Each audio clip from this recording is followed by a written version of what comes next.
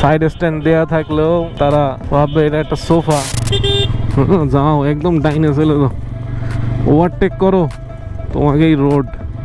কি আর করো, আরে বাঁ দিকে আসতেছো কেন? তাদের স্বভাব চরিত্র তখন ছোট মানুষের মতো হয়ে ওঠে। কিন্তু এই দুনিয়াতে কিছু মাদার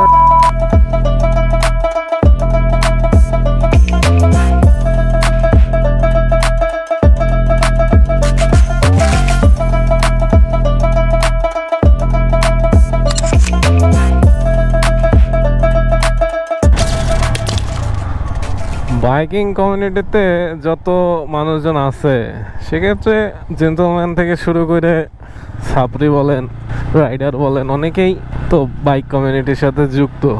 এবং যারা বাইক চালায় তারা নিজেরাই শুধু জানে যে বাইক মেনটেন করা থেকে শুরু করে বাইকটা কতটা ইমোশনের ব্যাপার তাদের কাছে।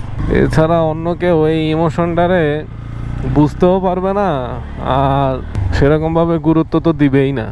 কেননা অনেক কষ্ট সাধনা করেই জেনারেলি এক একটা মানুষ এই বাইক কেনে। অধিকাংশ ছেলের ক্ষেত্রে তো বাইক একটা স্বপ্ন পূরণেরই নাম, আর যেই স্বপ্নটা পূরণ হইলে একটা তৃপ্তি কাজ করে। কিন্তু এই দুনিয়াতে কিছু মাদার ব্রাদার আছে, মানে মামু বলতে পারেন, যারা কিনা বাইক দেখলে তাকে একটু গা জ্বলে। এখন বলতে পারেন কিরকম ভাই?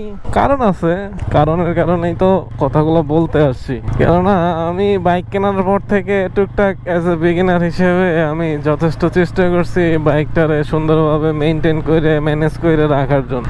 সেই হিসেবে এই জায়গায় আমার মিটার কনসোলের একটা পলি লাগাইছিলাম, কারণ এমনি ইনফিনিটি ডিসপ্লে, তার উপর দিয়ে যদি একটা আঁচল লেগে বসে তাহলে তো খুব বাজে দেখাবে। তো সেখানে এই পলিটা লাগাইছিলাম, কিন্তু রেগুলার ওয়াশ করার কারণে পলিটা উঠে যায় এমন একটা ভাব হয়েছে, এবং আলটিমেটলি লাস্টে উঠেই গেছে। এবং এমন একটা অঞ্চলে থাকি বুঝছেন ভাই, যে জায়গায় বাইকের জন্য অ্যাক্সেসরিজ কিনতে গেলে, ধরেন সার্টিফাইড হেলমেট কিনতে গেলে মানুষজন বলে যে এত ভারী হেলমেট কে পরে, তারা নর্মাল হেলমেট বেচতে বললে শান্তি পায়।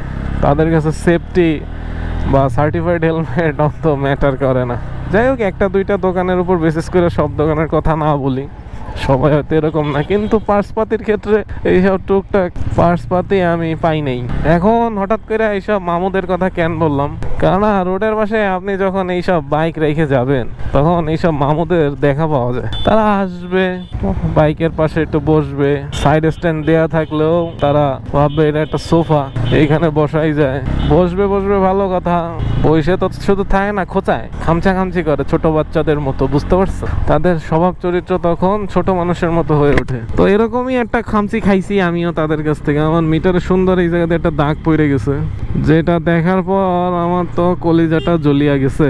কেননা আমি এই অত্র অঞ্চলে এই মিটার প্রোটেক্টর একে তো পাচ্ছি না, দুয়ে তো বাইক ছাড়া বেরোনোর সুযোগ নাই। কেননা আপনারা এখন বলতে পারেন ভাই একটা ইসের জন্য বাইক ছাড়া বেরোবেন? এখন আসলে ভাই সত্যি কথা বলতে এটা একটা ভালোবাসা, একটা ইমোশন, একটা আবেগ। ওই যাই হোক, ইংলিশ বাংলা একই কথা। তো সেটা তো আর এমনি বৃথা যাইতে দিতে পারি না। অনেক কষ্ট করে কেনা সেই জিনিসটা একটু যত্নে রাখাটাই বুদ্ধিমানের কাজ। তো রোডে ঘাটে এইসব মামুদের আপনারাও হয়তো অনেকেই চেনেন, যারা কিনা টুকটাক টাওয়ালও চুরি করে এবং বাইকের স্ক্র্যাচ পড়ার জন্য তারা ভালোভাবেই দায়ী থাকে। এখন কোয়েশ্চেন আসতে পারে, তাইলে এইসব মামুদের থেকে সাবধান কেমনে থাকা যায়? এটা তো আসলে কোনো উপায় নাই, কেননা লাইফে চলতে গেলে বাইক তো এদিক সেদিকে রেখে যাওয়াই লাগে, তাই না? একদম বাইক ছাড়া তো চলাফেরা করা যায় না। তো সেক্ষেত্রে এইসব মামুদের কাছ থেকে বাঁচার জন্য আসলে কোনো গতি নাই। জাস্ট নিজের আবেগ শেয়ার করার জন্যই বিবেক দিয়ে এই ভিডিওটা বানাইলাম, একটু যে মানুষজন কতটা অদ্ভুত হইতে পারে যে একটা মিটার কনসোল ক্লিন আছে সেখানে একটা স্ক্র্যাচ ফলায় দিয়ে যায়। যদিও আমি ভিডিওতে দেখাইতে পারবো না, জিনিসটা একটু সূক্ষ্ম, একদম কাছে গেলে বোঝা যায়। তারপর ওই যে গায়ে লেগে যায়, একটা আঁচড় লাগলো। তো এইসব মামুদের কাছ থেকে সাবধান থাকবেন। আর রোডে ঘাটে অটো মামুরা তো আছেই, তাকে তো পুরো রোডই তাকে, এই রোডের মাঝখানে কোনো লেন নাই, এটা হলো ওয়ান লেন। এই জায়গায় কোনো কিছু ভাইবে চিনতে চালানোর দরকার নাই। গাড়িটার চোখ তো সুন্দর করছে, 160 একটা সাদা একটা নীল, গ্যাংস্টার লাগতেছে। যাও একদম ডাইনে চলে যাও, ওভারটেক করো, তোমাকেই রোড। কি কেয়ার করে। আরে বাঁ দিকে আসতেছো কেন? টোটালি ডাইনে চাপাবা। 3 জন এক লাইনে, 3 জন আছে। আমি কোন জায়গা দিয়ে যাব? আমার আর যাওয়ার দরকার নেই। তোমরা চালাও তোমাকে মন মতো, আমরা তোমাকে পিস পিস চালাই। অটোর জন্য চালানো খুবই কঠিন অবস্থা। রোডে ঘাটে এগুলার কোনো সেন্স অফ হিউমার কাজ করে না। কিরা যে ভাই এগুলার নাম টেসলা দিছিল, তারে পাইলে আসলে মানে এটা মন দিয়ে থ্যাঙ্কস দিতাম আমি।